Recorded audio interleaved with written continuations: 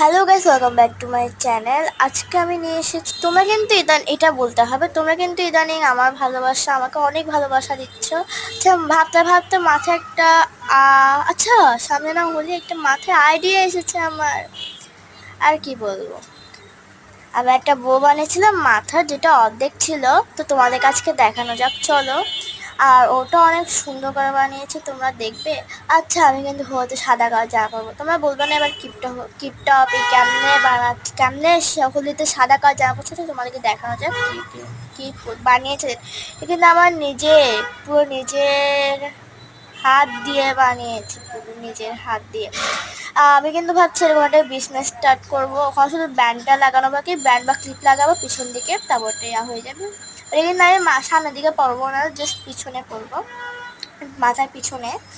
তো আমার আমার সব থেকে বেশি ভালো লেগেছে। বাই গাই।